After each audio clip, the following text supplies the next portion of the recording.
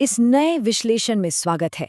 आज हम प्राचीन मिथिला की उन गलियों में चलेंगे जहां श्री राम और लक्ष्मण के कदम पड़ते ही नियति ने अपना एक बहुत ही खूबसूरत और ऐतिहासिक खेल शुरू कर दिया था। हम गहराई से समझेंगे कि कैसे छोटी छोटी घटनाओं का एक सटीक क्रम रामायण के सबसे बड़े महाकाव्य की नींव रखता है। तो चलिए, बिना किसी देरी के शुरू करते हैं। पूरी पृष्ठभूमि को सही से समझने के लिए जरा राजा जनक के दरबार की उस पवित्र और भव्य आभा की कल्पना करें। विदेहराज जनक, जो अपने वैराग्य और ज्ञान के लिए जाने जाते हैं, उनकी पूरी नगरी अचानक एक आश्चर्य से भर उठती है। क्यों? क्योंकि नगर के ठीक बाहर आम्र वाटिका में महर्षि विश्वामित्र के साथ दो अत्यंत तेजस्वी राजकुमारों का आगमन हुआ है। ये एक ऐसा पल है जो पूरे माहौल को एक रहस्यमयी दिव्यता से भर देता है। अब राजा जनक की उस पहली प्रतिक्रिया पर गौर करें। इन राजकुमारों को देखते ही जनक जैसे एक महान वैरागी के हृदय में भी अचानक अनुराग की लहरें उठने लगती हैं। उनका मन, जो दुनिया की मोह माया से बिल्कुल परे था, वो इस दिव्यता के सामने नतमस्तक हो जाता है। वे अपनी इस अकल्पनीय भावना को व्यक्त करते हुए कहते हैं कि मानो किसी ने चकोर पक्षी को चांद से मिला दिया हो।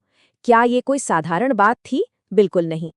अब इस जादुई एहसास के पीछे की उस शक्तिशाली कहानी पर आते हैं जिसे महर्षि विश्वामित्र ने जनकपुर में साझा किया था, अहिल्या का उद्धार। अगर हम श्री राम की इस यात्रा को देखें तो ये सिर्फ मीलों का सफर नहीं था।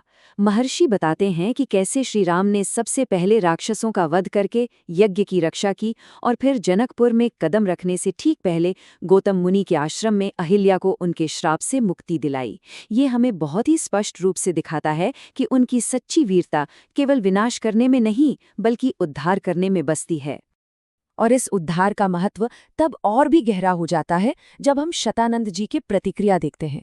शतानंद जी, जो कि अहिल्या के पुत्र और राजा जनक के पुरोहित हैं, वो श्री राम के प्रति अपनी असीम कृतज्ञता व्यक्त करते हैं, क्योंकि श्री राम के उस एक स्पर्श ने उनके कुल पर सदियों से लगे हुए कलंक को हमेशा के लिए धो दिया था। ये बस एक श्राप से मुक्ति नहीं थी, ये एक पूरे परिवार के पुनर्जन्म जैसा क्षण था। और जब ये बातें जनकपुर की हवाओं में घुलती हैं तो पूरे नगर में कैसी चर्चाएं शुरू हो जाती हैं। आइए देखते हैं। नगरवासी इस राजकुमार की एक अद्भुत दोहरी विशेषता देखकर पूरी तरह हैरान हैं। एक तरफ तो वो अतुलनीय सुंदरता है जो शायद चांद को भी फीका कर दे, और दूसरी तरफ वो भयंकर वीरता है जिसने खूंखार राक्षसों का वध किया है। ये विरोधाभास सच में अचरज में डालने वाला है कि कैसे एक ही व्यक्ति के भीतर इतनी कोमलता और इतनी शक्ति एक साथ रह सकती है। जनकपुर की स्त्रियां तो आश्चर्य से फुसफुसा रही हैं। उन्हें लगता है कि यह राजकुमार राजकुमारी सीता के लिए एकदम आदर्श वर है। लेकिन यहीं एक बहुत बड़ी शंका भी जन्म लेती है।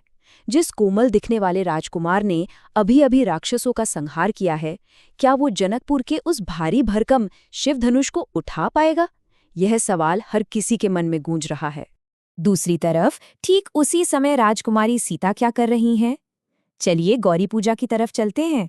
अक्षत, धूप, दीप और नैवेद्य अर्पित करना, देवी के चरणों में ध्यान लगाना और एक योग्य वर के लिए प्रार्थना करना, ये पारंपरिक चरण जो कुंवारी कन्याओं द्वारा किए जाते हैं, इस पूरी पौराणिक घटना को हमारी अपनी सांस्कृतिक प्रथाओं से बहुत ही खूबसूरती से जोड़ते हैं।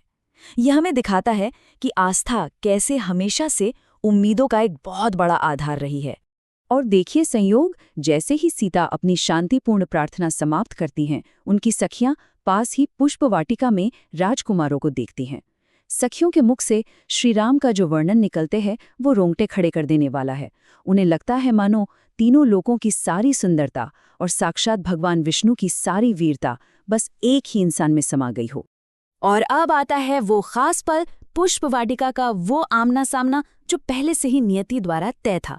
जब उन दोनों की नजरें पहली बार मिलती हैं तो कहानी श्री राम के उस काव्यात्मक आश्चर्य को बड़ी ही सुंदरता से पकड़ती है। श्री राम, जो हमेशा इतने शांत और संयमित रहते हैं, सीता की सुंदरता को देखकर इतने विस्मित हो जाते हैं कि उन्हें लगता है कि सीता के मुखमंडल के आगे वो चमकता हुआ चांद भी एकदम बेचारा है। इसके बाद अपनी पूजा की ओर लौटते हुए सीता को माता गौरी के सीधे आशीर्वाद के माध्यम से इस जादुई मुलाकात की एक बहुत ही गहरी पुष्टि मिलती है। देवी का आशीर्वाद गूंजता है, मन जाहि राचेउ मिल ही सो बरू, यानी जिसे तुम्हारा मन चाहता है वही तुम्हें प्राप्त होगा। यह कोई साधारण आशीर्वाद नहीं था, यह सीधे ब्रह्मांड की मोहर थी। लेकिन इस जादुई मुलाकात का श्रीराम पर क्या असर हुआ? उनका शांत मन अब कैसा महसूस कर रहा है? श्री राम अपने अनुज लक्ष्मण के सामने अपनी इस आंतरिक उथल-पुथल को स्वीकार करते हैं। वे कहते हैं कि कैसे उनका स्वभाव से पवित्र और वैरागी मन अचानक बेचैन हो गया है। ऐसा लग रहा है मानो किसी बहुत ही शांत सरोवर में कंकड़ फेंक दिया गया हो और भावनाओं की लहरें उठने लगी हों, जहां हर जगह बस सीता की ही छवि दिखाई दे रही है। लेकिन दिलचस्प बात यह है कि श्री राम अपनी इस भावना का विश्लेषण बहुत ही तार्किक तरीके से करते हैं। उनका मानना है कि रघुकुल के पुरुष कभी भी पराई स्त्री पर गलत विचार नहीं रखते। इसीलिए अगर उनके मन में अचानक इतना गहरा आकर्षण पैदा हुआ है तो ये कोई सांसारिक इच्छा नहीं है, ये तो एक स्पष्ट संकेत है कि ये सब एक दिव्य नियति का हिस्सा है। खैर, नियति ने अपना इशारा तो कर दिया, लेकिन एक बहुत बड़ी चुनौती अभी भी सामने खड़ी है। ये सब स्पष्ट रूप से नियति का खेल होने के बावजूद हम देखते हैं कि सीता की सखियां एक गहरी चिंता में डूब जाती हैं। वो एक तरफ तो श्रीराम के अत्यंत कोमल और मनमोहक रूप को देखती हैं और दूसरी तरफ उस विशाल पत्थर जैसे भारी शिव धनुष को। इस जबरदस्त विरोधाभास ने हर किसी की सांसें अटका दी हैं। तो अंत में सवाल यही बचता है, क्या इतनी कोमल सुंदरता वाले राजकुमार उस असंभव काम को कर पाएंगे? क्या वे उस शक्तिशाली शिव धनुष को उठा पाएंगे?